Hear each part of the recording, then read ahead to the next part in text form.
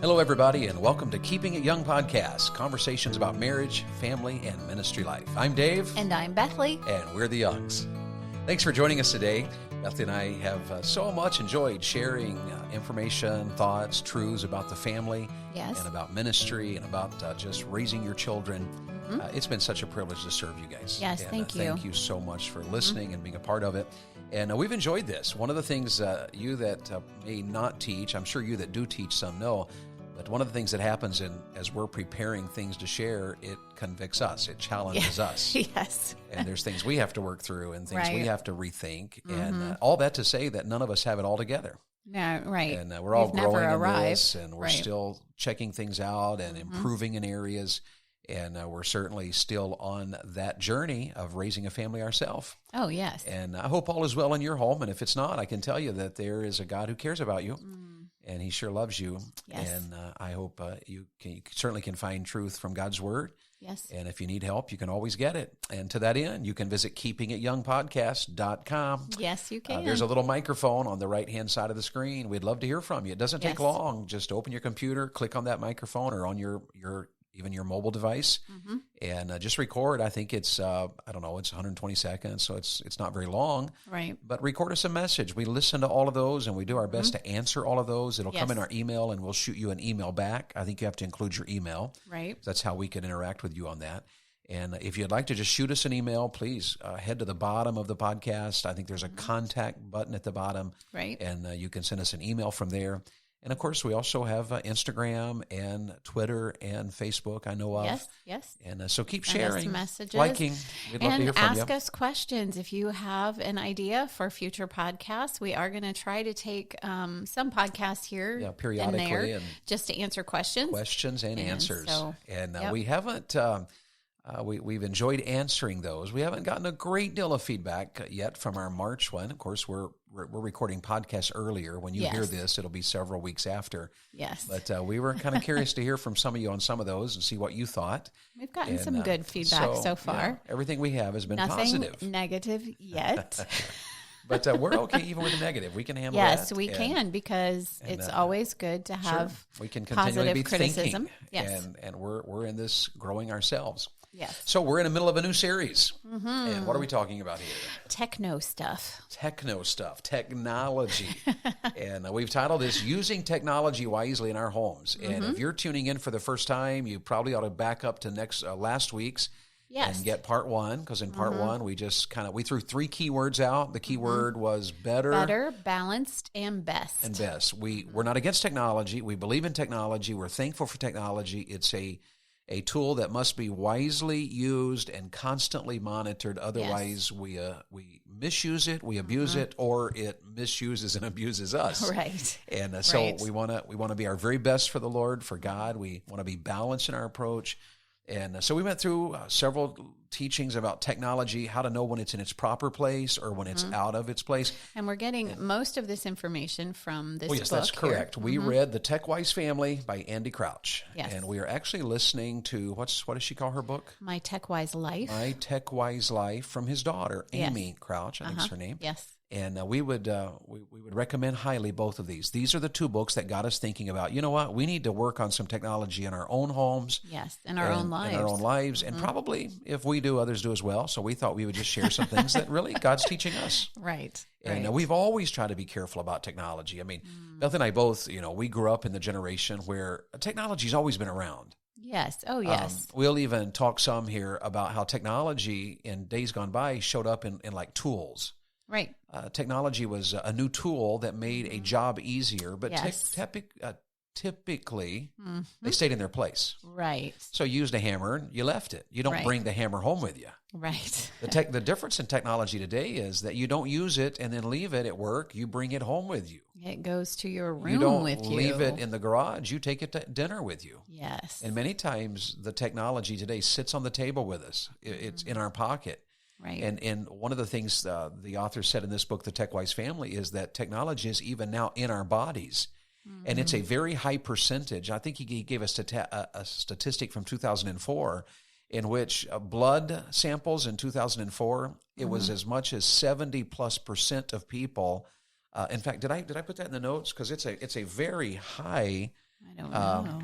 It was a very high. Yeah, it was 93% of urine samples showed BPA in the blood. That's from plastics. 93% of those who gave samples had plastics in their body.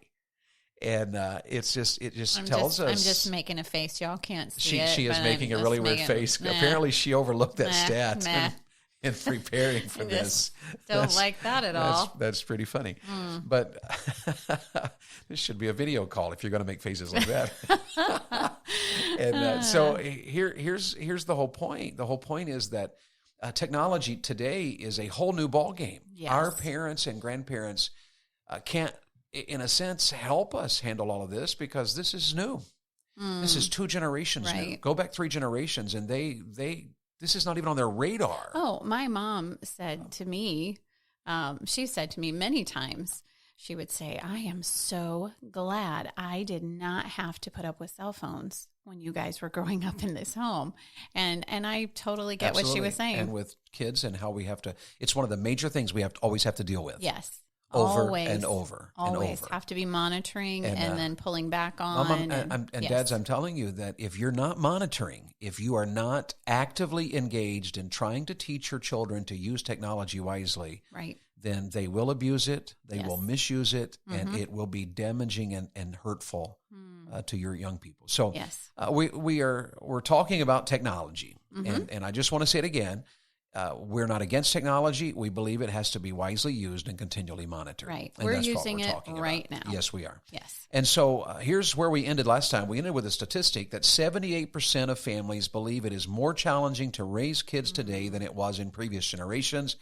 And when the question is, why is it more challenging today? What's the answer always at the top of the list? Technology. It's technology. Yes. And so here's something we learned from this book we were reading, and the author said there's several things we need to help us with this. And the first thing the author talked about was just, it was so good because it made sense to me. He said we need nudges. Yes. And that's... need a little nudge not in the fudge, right direction. but nudge. I could probably use a little fudge, too. Yeah, you probably could. But nudges here, not fudges. Right. And here's how he defined a nudge. And he actually was referring to a book that was written about the nudge. And the book actually explained a nudge as a small change in the environment around us that makes it easier for us to make the choice we want to make or that we want others to stop making. And the author went on to say that nudges don't make us do anything. They just make certain choices easier and more likely. And that nudges are important because our supply of willpower, that is the ability to make hard decisions that go against instincts or preferences, that supply of willpower is limited. So what you're saying is a nudge would be not making the chocolate and peanut butter fudge because we don't need that to add to our waistline. So the nudge would be don't make it, don't have it in the house, therefore you won't eat it. Right, because if the fudge is on the table, there's a pretty good chance that we're going to nibble at it. Yes. Because the fudge being there is a nudge. The fudge is a nudge that says, take a bite of me, try me, check this out, but look at me. But the fudge not being there is a nudge to eat correctly and not add to our waistline. Yes, don't think this through too far. I'm not thinking. I'm trying to wrap my brain around nudges. Here's what we learned from the authors. He was talking about this book on nudges. He said that nudges are popular, and especially like in things like buffet lines. And buffets are kind of falling out of favor right now with the pandemic that we've been through in the recent months. Yes, but buffet lines are famous for putting the cheaper things in a more prominent position. Salad bars, for instance, are first in hopes that it's a nudge. The salad is cheaper than the prime rib, so put the prime rib last because you fill your plate up. The nudge is, here's the salad, take me, look at me. Our boys, they never get that nudge at the buffet. They always go for the meat. Yes, they go the wrong direction. So they don't always work. There's nudges in grocery stores, and if you have little children, you certainly know this. Yes, everything that your child will ask for is at their eye level. Yeah, they'll put it at their eye level, the candy bar. Yeah. And all of the things right there as they're going through the checkout line. Although it's not at your eye level, and I noticed that you can find Cinnamon Toast Crunch pretty easily. Yes, I can. It's of the Lord. So nudges are popular. And the author even said moms are good at nudging. And that many times, one of the things the author said was that his wife doesn't demand the kids eat salad, but it's always on the table. She always puts a salad on the table. And I was thinking about that when he said that, because I know you'll put a salad on the table, and it's not our Jacob's first choice. Right. But sometimes he'll say, you know what, I'm going to try a tomato again to see if I can like one. How many times has he said that? I don't know, but he does like salad without tomatoes. I'm going to try another tomato, and he'll cut a piece of a tomato and try it. I'm going to try it again. Right. And apparently he's not developing a taste for it because he's been doing this for a long time. But that little nudge is there. Yes. And speaking of nudges, if the salad is too close to Charity's place, she nudges it to away. the other side of the table. Yes. And knowing how much that it disgusts her, her brother is somewhat famous in the family for gently nudging it over closer to her to see how close he can get it before she reacts. And so nudges are popular. And really the reason we're talking about nudges is because technology has mastered the art of the nudge. Oh, my, yes. And that's why I kind of was talking to our kids about this, and I said, when you think about nudges, how hard is it if you're at the table and you hear your phone buzz or ding? Yep. And it's a notification on your phone. What do you no matter what you're talking about, no matter how wonderful the meal is, if your phone vibrates, if your phone buzzes, if your phone makes a little ding of some sort, right? Technology has mastered the art of the nudge. It's got just our automatic. attention right away. We will go to that nudge almost every time, no matter what is happening at the table. Right. Or what is happening in the immediate vicinity. That nudge takes over. And we can justify it. I know when you're out of town and it's just the children and I sitting at the table, we still have the no phones at the table rule. But if my phone dings or buzzes, I will say, oh, that's probably Dad. And I'll go get it. That's just an excuse. She's just using that as an excuse. I'm just letting y'all know. And that's why on my phone, I put a ringtone that is just my wife's. And so that helps me with that. Then. So you need a really good one for me. What do you think you're going to put? I don't know. We'll have to talk about that privately. Privately. Ooh, one of those. We also I even have a ringtone that is unique to my children. So there's one that I get. And if my wife hears it, she's like, oh, that's one of the children. Right. That's true. So I will, if I'm with a pastor and my phone, if it makes that noise, I'll wait for an opportune time, but I'll say to a pastor, hey, that message is my children. Do you mind if I check that for a moment? Mm-hmm. That's a good idea. So I always will then ask the child, or if it's yours, when yours goes off, I'll say to a pastor, hey, can I interrupt you a moment because that notification was from my wife, and let me just see if that's important. Right. And I can tell. Sometimes I can just glance at it for a moment and go, oh no, it's just a connection. It's not a right. And go back to the conversation. But sometimes important. In other words, my phone can nudge me towards my family, which is important to me. Right. And so it does have a place. It's a part of it. Right. And then here's even a few more that we've practiced, and some nudges in our home. And this is regard to our TV. Yes. My wife wanted the TV in a cabinet behind closed doors. Right. That's just a nudge not to watch TV. Right. We don't leave the remotes out. It's also more aesthetically pleasing. It's aesthetically pleasing. And the remotes are put away. Yes. Which is neat. Yes. Is that what we do this for? Yes. Here I am trying to find technological reasons for it, and it's just a matter of being neat. But it also is a nudge to let's find something else to do. Sure. Read a book. And if you're across the room and you know that I've got to get up and in our home to watch television, number one, you have to get permission. Yes. Number two, you have to turn on the power strip. Yes. Number three, you have to open the cabinet doors. And then you got to go find the remote. Yes. And so there's all these little nudges that it stops us from just automatically just defaulting. Picking up and scrolling. And we're not saying that you have to do any of this, but what I'm saying is that moms and dads, as you're listening, and even you single folks, yes, just because you don't have children doesn't mean you shouldn't be wise about technology. And it's so easy to think, I worked 12 hours a day, I worked 8, I worked 5 hours a day, and I deserve to veg. Just to scroll. But if you veg 5 hours every day, 3 hours every night, do you realize you just wasted 21 hours in a 7-day week? Oh, my. And that's almost 100 hours in a month. And what could we do with 100 hours? Who could we invest in? If we poured 100 hours into a person as opposed to vegging in things that don't matter on our phones, 100 hours, you could finish a class. Or if you are tired, reading a book. Reading a book is... You could sleep. Yes. But reading a book, it engages your mind, but it also relaxes your body, and you can learn all kinds of things. Or you can, if you need to, quote, escape, you can read fiction and still better yourself. Yeah. Or you can exercise. That's an escape. Yes. Mm-hmm. And there's tons of things you can do that will further your life and make things more valuable than allowing technology to just nudge you to that which is useless and meaningless. True. So the author, one of the things we wanted to challenge you about, the author says, because technology has made our lives more difficult, right, we need nudges. And then the second thing the author said was that we need discipline. And the discipline to practice things, and these sound so deeply spiritual.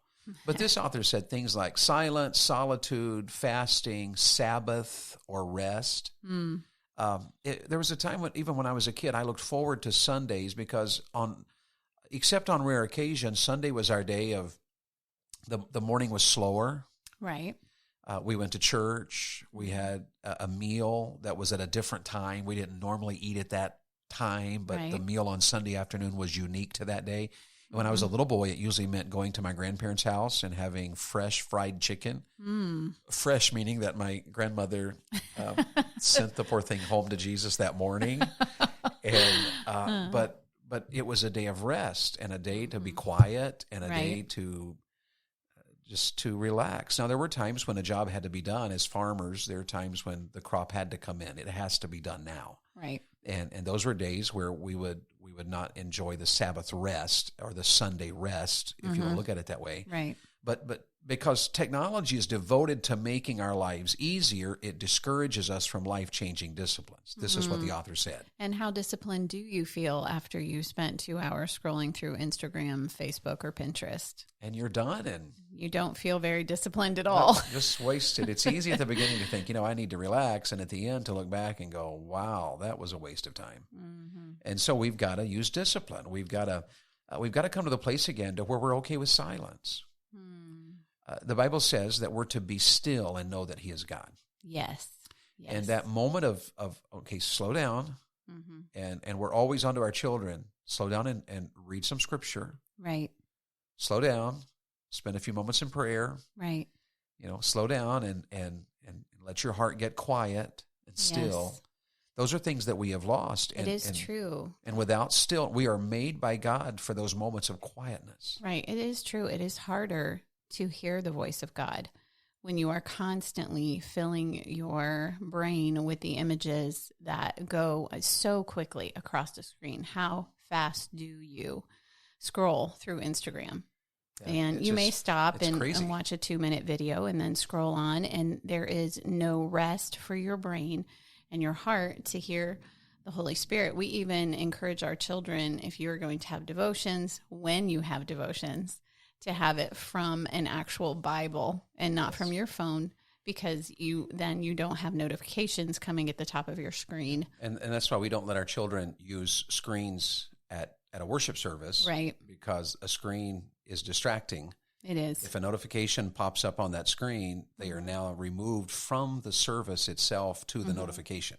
And even sometimes the scholar will take use of technology in the service to look up the Greek or the Hebrew of a word and to whom might you be referring? The pastor is expounding upon and maybe missing what the pastor is saying. I have no idea who she's talking about there.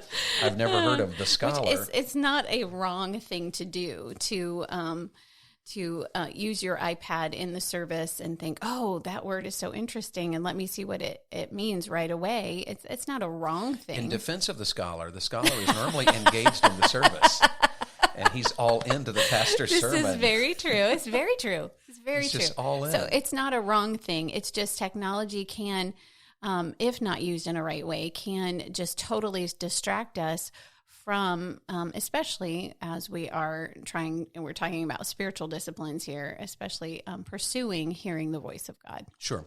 And I think we have time to give one more thought here. Okay. We've talked today about that 78% of families believe it's more challenging to raise kids today than in previous generations. And when asked why, technology always tops the list. Yes. And so what we've learned from this author we've been reading is that nudges are important, things that instead of allowing technology to nudge us towards that which is wrong, towards that which is meaningless, towards that which does not have any value to it. Instead of clicking on the clickbait. Right. Yes. We need nudges that encourage us in the right direction. Right. So we've got to find ways. One of the things you could do is turn off your notifications.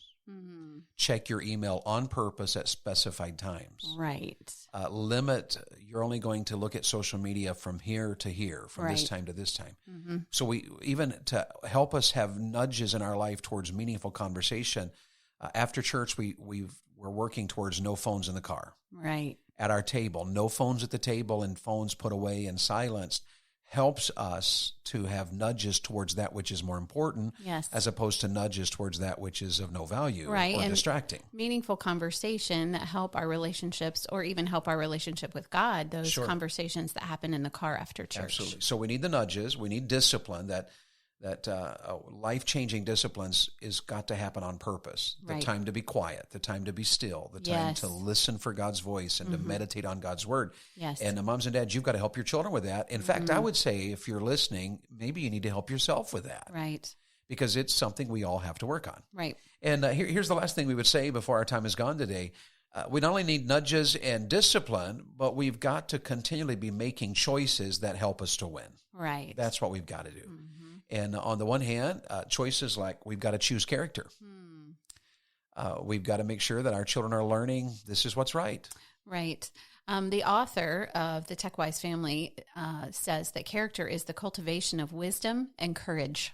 I like that definition.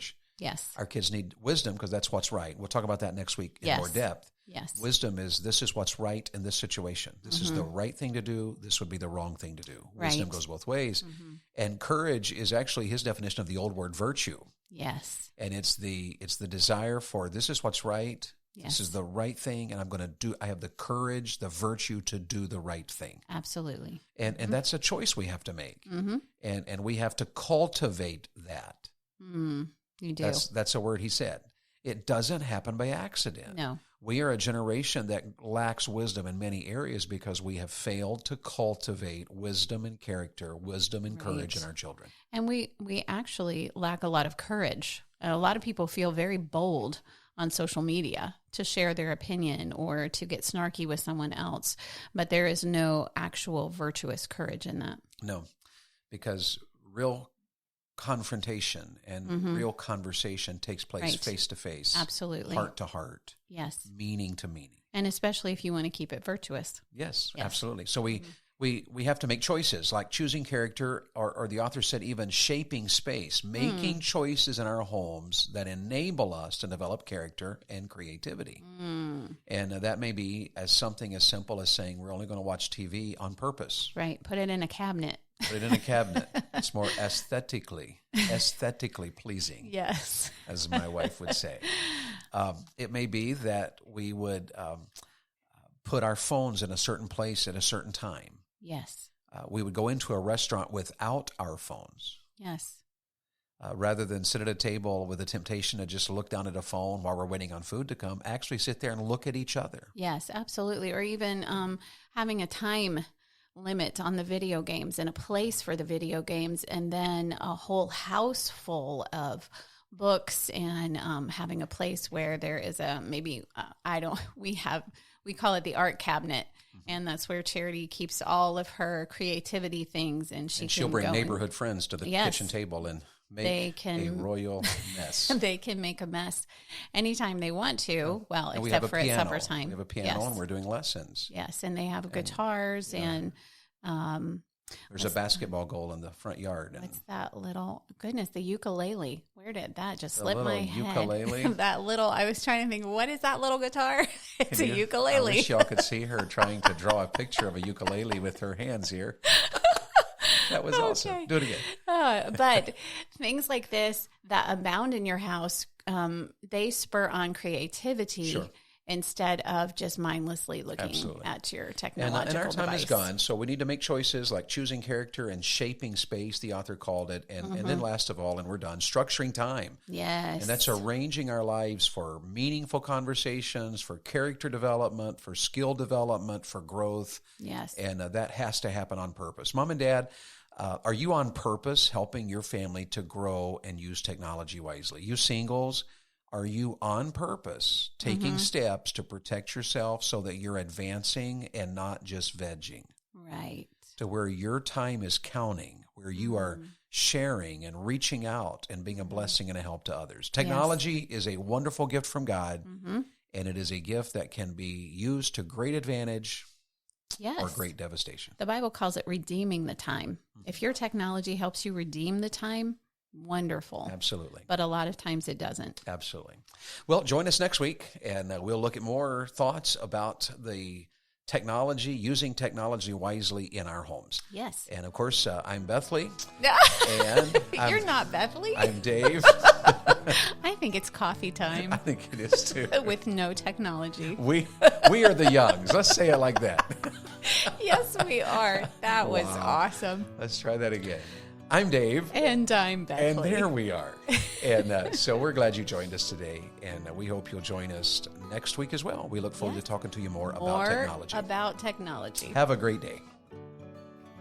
The Keeping It Young podcast is a Bax 5 Media production. All rights reserved.